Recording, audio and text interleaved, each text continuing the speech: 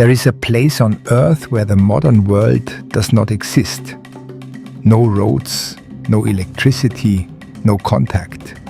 A place where ships are turned away, aircraft are warned to keep their distance, and the law explicitly forbids anyone from approaching. And yet, in 2018, John Allen Chau traveled halfway around the world. He paid local fishermen to take him close to the island under cover of darkness. They dropped him beyond the reef. From there, Chau paddled alone toward the shore in a kayak.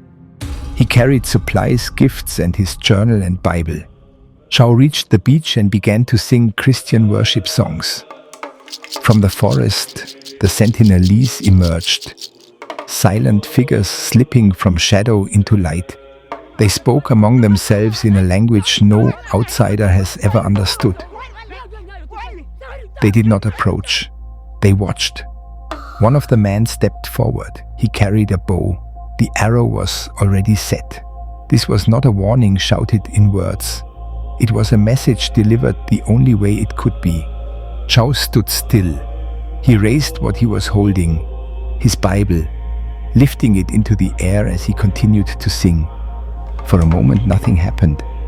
Suddenly, one of the men raises his bow, takes aim and releases an arrow. The arrow cut through the air. It struck the book Chau was holding.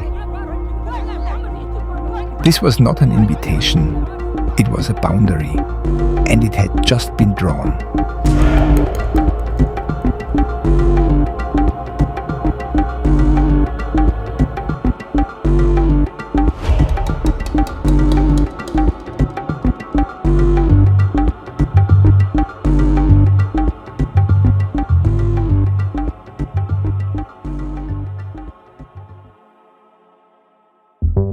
Online speculation has grown for years. The ancient tribes are likely to face extinction in the next 10 years. Secrets, control, and experiments fueled by the absence of proof.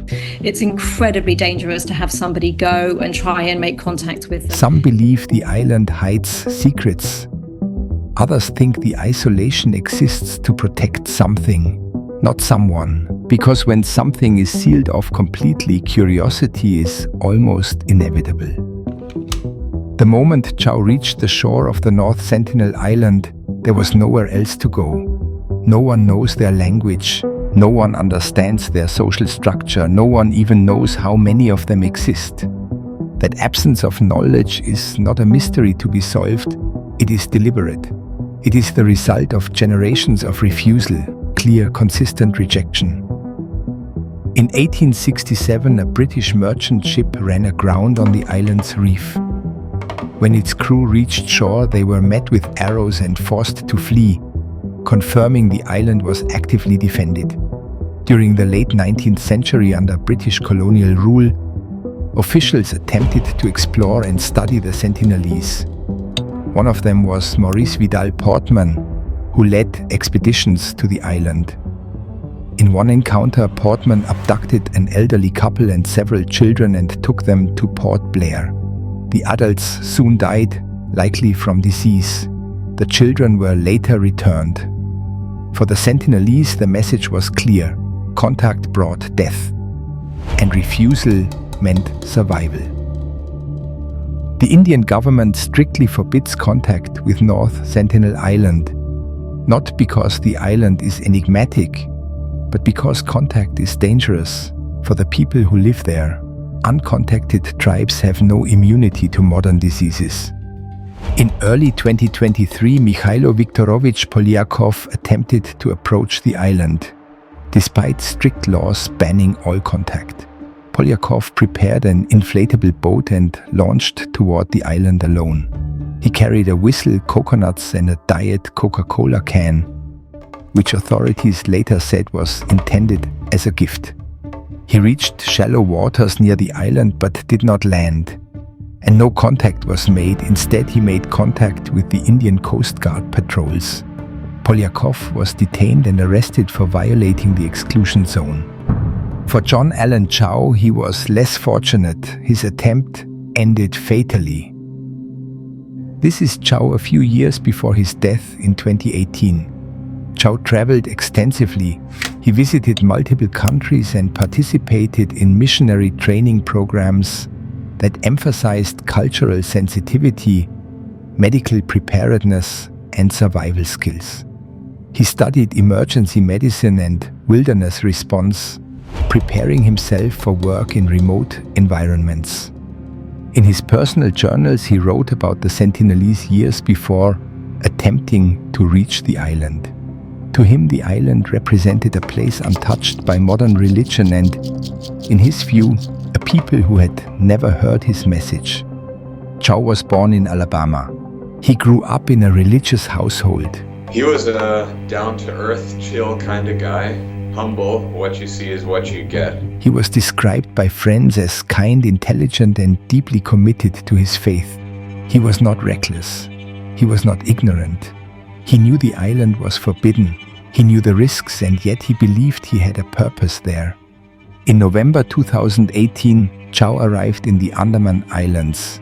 Because the law forbade contact, he did not approach authorities. After his first attempt, he wrote that night that he believed the encounter was a test. The next morning, Chow returned. This time he approached more cautiously. He tried to speak. He tried gestures. There are no recordings, no witnesses, only what Chow later wrote. He said they appeared angry. He left again. At this point, he could have stopped. He did not. That night, Chow wrote letters to his family, to his friends. In one letter he wrote, "You guys might think I'm crazy in all this, but I think it's worth it to declare Jesus to these people." The next morning he returned to the island for the third time. The fishermen waited offshore. They watched from a distance. What happened next is known only in fragments. The fishermen reported seeing the Sentinelese drag Chow's body across the beach. They did not retrieve him. They fled. Indian authorities later confirmed his death. No recovery mission was attempted. To do so, this would risk the lives of the Sentinelese and of anyone who tried. The story spread instantly. Some called Chow brave, others called him reckless. Many argued that he endangered an entire population. From the Sentinelese perspective, nothing unusual happened. For them, this was not a missionary, it was an intruder. Their history is filled with violence from outsiders. Kidnappings, disease, exploitation. No investigation followed, no trial, no recovery. Because some places are not meant to be explained. The island remains closed, the patrols continue, the forest grows back over the beach. John Allen Chow believed he was bringing something to the island. But North Sentinel Island does not want to be found. It does not want to be saved. It does not want to be known. In a world where satellites map every corner, where nothing seems unreachable, there is still one place that says no, and the world, for once, must listen.